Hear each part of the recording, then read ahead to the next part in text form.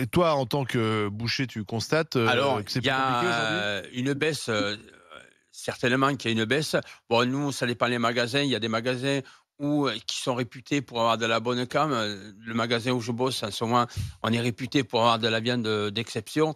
On travaille avec un éleveur qui, lui, nous fait des bêtes formidables. Franchement, Mais le coût. on est réputé. Alors oui, justement, elles ont augmenté, ça a énormément Mais pourquoi? augmenté. Alors, parce que les céréales ont augmenté, il ne faut pas ça. oublier que tout a augmenté. Les céréales, Le coût du transport? le coût du transport, tout a augmenté. Donc, nous, le dernier de la chaîne, c'est clair que derrière, ça prend une cartouche, quoi. Mais Est-ce que les clients te demandent alors, de la viande, pas de moins bonne qualité, mais non. des morceaux un peu moins Ils nobles? savent que dans ce magasin-là, Oui. ils sont au taquet.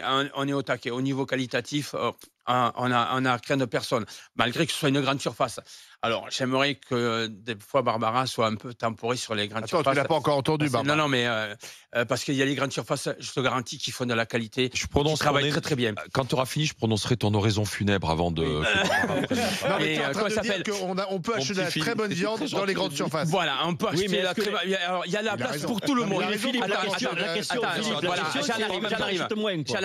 J'en arrive. Alors, les gens font. C'est vrai, plus attention. Et après, à notre rôle, à nous, c'est-à-dire que quelqu'un qui vient acheter un rôti pour 4 personnes, ça sert à rien de lui vendre un rôti d'1,5 kg. On lui dit, bah, écoutez, 200 grammes par personne, si c'est du porc, avec 800 grammes 1 kilo, vous en avez largement assez. Et après, il y a des promotions toutes les semaines. Bon, nous, on est un magasin où on ne fait pas de promo, mais il y a des magasins où on fait des promos. Ben, moi, j'achète le rôti de porc à 4,50 €. Et on va pas me dire, alors, ouais, la qualité, mais la qualité. Il vient attends. d'où le porc?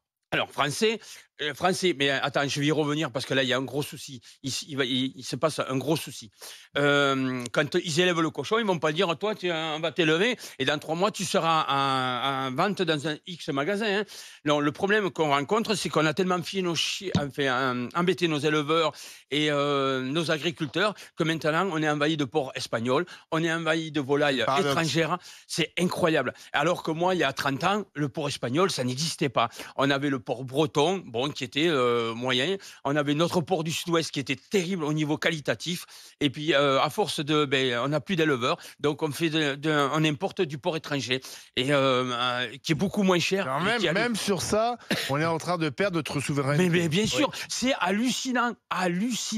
Moi, j'en reviens pas. Et alors la volaille, j'en parle même pas. Alors après, quand C'est de la volaille qui vient d'où? ça vient de Pologne, ça vient de peu partout. Donc c'est les il y en a super plus, il y en a élevages. Ouais, c'est alors, ça. La grippe aviaire a décimé toutes les volailles du Gers. Et Voilà, la grippe c'est ça. aviaire en Pologne. Non, mais chez nous, la grippe. Alors chez nous, on prend un élevage principe qui de a une précaution. poule. Oui. Ouais, voilà. C'est pas la grippe aviaire, Non, c'est mais aussi c'est- le non, principe de précaution. C'est le Voilà. principe de précaution. Ah ben- C'est-à-dire que quand tu as un cas ou un cas suspecté, on tue tout le on monde. éradique complètement. On est dans un pays, le moindre problème, le mec il ouvre le parapluie. Hein. C'est comme la météo, il va y avoir du vent, attention, il va y avoir une tempête. C'est exactement pareil partout, quoi. Barbara. Non, évidemment, le moment est un peu compliqué pour moi dans la Parce que mesure toi, tu manges où, pas de viande. oui, mais surtout, vous êtes en train de parler de produits, vous êtes en train de parler d'un objet créé pour être tué, mais cet objet, il est vivant et pour moi, c'est des vies. Donc évidemment, à partir du moment où, pour moi, chaque animal est une vie, a un intérêt à vivre et qu'il est sentient, évidemment, comme je ne mange pas mes congénères, je ne mange pas non plus d'animaux non humains. Chacun son point de vue, je ne critique pas ton Je point de vais vue. te répondre. La viande qu'on pose ici est-elle un produit de luxe? Mais la viande a toujours été un produit de luxe. Que ce soit au paléolithique, où on était des chasseurs-cueilleurs, ou au néolithique, où on a commencé la domestication, jusque dans les années 1950-60. 1950-60, c'est-à-dire que pour mes grands-parents, qui vivaient de l'autre côté de la Méditerranée, ou quand ils sont arrivés en France, qui vivaient en France, la viande était un produit de luxe. On n'en consommait pas tous les jours, et encore moins 2 fois par jour. Et si nous étions restés à l'échelle planétaire, en plus avec le nombre que nous sommes, nous n'aurions pas aujourd'hui 75% des terres agricoles de ce monde qui sont consacrées à l'élevage, c'est-à-dire faire pousser Visiblement, en les France, de tourteaux de moins en soja, moins. etc. Non, mais justement, le problème, il l'a évoqué, c'est la question de l'importation aussi des viandes. Le problème aujourd'hui, c'est que nous consommons trop de viande. Ça, tu as pas tort. Nous en consommons trop. Donc moi, je n'ai rien Mal. contre le petit éleveur. Moi, je ne mange pas de Faut viande qu'il parce reste qu'encore une fois, Oui, j'ai oui. une vision éthique de l'animal et que je ne partage pas non plus avec philosophique, l'éleveur bien qui sûr. est quelqu'un qui fait naître un animal pour le tuer. Mais l'élevage intensif, mais qu'on comprenne bien, l'industrialisation de toute façon est quelque chose qui est en train de tuer nos sociétés, de tuer l'éthique humaine.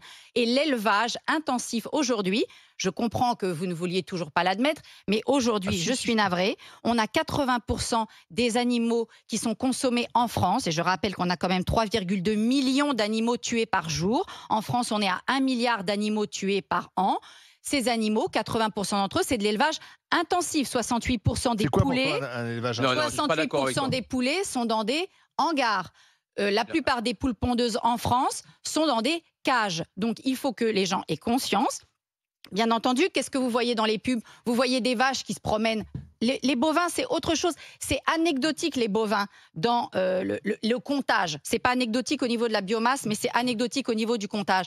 L'essentiel, c'est des poules, c'est des canards, c'est des lapins. Et tout ça, c'est élevé dans des conditions absolument indignes. Mais on ne le voit pas, puisque qu'est-ce qu'on voit? On voit de la bouffe, on voit de la viande sous cellophane dans les supermarchés, ou même on voit de la viande étalée. Rappelez-vous, dans les années 50, quand vous alliez chez le boucher, parfois on voyait l'animal entier.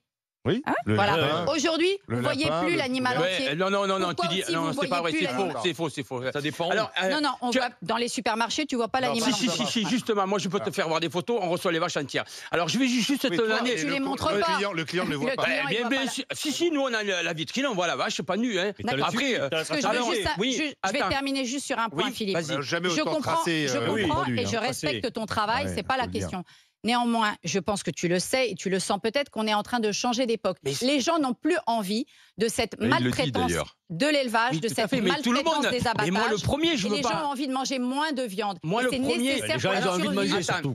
Laisse-moi parler. Juste un point, c'est nécessaire pas seulement pour la survie de l'humanité, parce que l'être humain, Homo sapiens, il a jamais eu besoin de bouffer de la viande matin. Ah bon, non. Non. Alors là, excusez-moi. Manger de la viande pour se développer. Juste un truc. S'il vous plaît, je pense, je peux pas ici faire une tribune médicale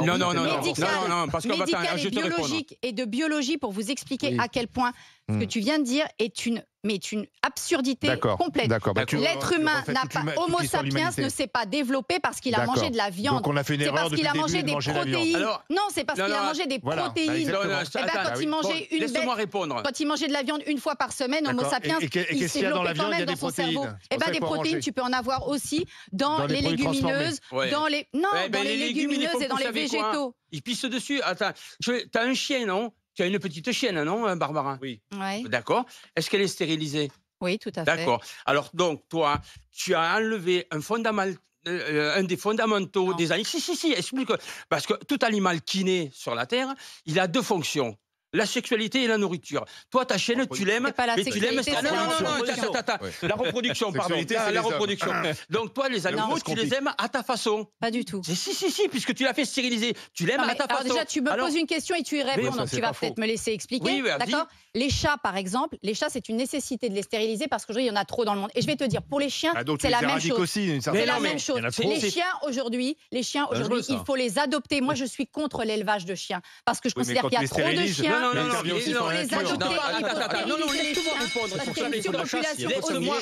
même temps, sinon on ne comprend pas. Mais ce qui est intéressant, ce que tu as dit tout à l'heure, tu as dit quelque chose d'intéressant, Philippe, tout à l'heure.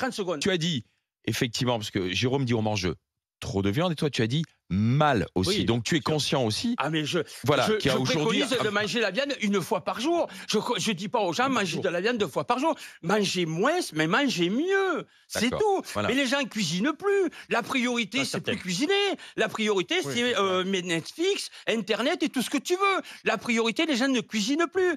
Ils ne cherchent plus à cuisiner. La viande, c'est pas compliqué à cuisiner non plus. Ah mais bien sûr, une rouelle de porc, c'est un truc le moins cher possible. Eh ben tu fais de la moutarde, du sucre et tu te régales. Et ça t'empêche, enfin, ça t'évite un rôti de porc à 25 €. Une rouelle, ça va te coûter 7 à 8 € pour 8 personnes. Après, il faut chercher à cuisiner, il faut chercher à comprendre, il faut chercher les choses. Après, je vais te dire, moi, Barbara, tu es contre l'élevage. Mais tu sais. Intensif. Non, mais contre l'élevage, en gros, parce que intensif. Oui, tu es contre l'élevage. Tu sais, tu vas voir un éleveur de canards et tu lui dis, écoutez, monsieur, je vous donne 4 000 € par mois et vous arrêtez d'emmerder les canards. Mais il va arrêter de suite. Mais bien sûr. Mais tous. Hein. Mais je suis d'accord, c'est l'industrialisation. Mais va dire ça à monsieur Arnaud Rousseau de la FNSEA, qui par ailleurs est un gros businessman de l'agro-business. Mais je suis tout à fait d'accord. Ce qui a tué les paysans, ce qui a tué les éleveurs, ce qui a tué les agriculteurs, c'est l'industrialisation. C'est l'intensification de... C'est la demande. Non. C'est la demande. La demande, tu l'as créée. Non, la demande, tu l'as créée par l'industrie. Mais non, pas du tout. Moi, je vais juste te poser une question. Je veux juste poser une question, puisqu'il m'a posé une question. Dans un instant, Barbara. Non, juste une question. Ça vit combien de temps un poulet? Ça vit combien de temps? L'espérance de vie d'un poulet, c'est quoi? L'espérance de 12 ans, je crois. Oui, c'est entre 8 et 10 ans. À quel âge il est tué? 32 jours. Voilà. Aujourd'hui, un poulet, c'est tué à 32 jours. Allez, la discussion continue dans un instant, Barbara, Philippe et Jérôme. La discussion continue dans un instant avec Daniel qui nous appelle de l'Oise. La viande trop chère, victime de l'inflation, devenue produit de luxe. À tout de suite.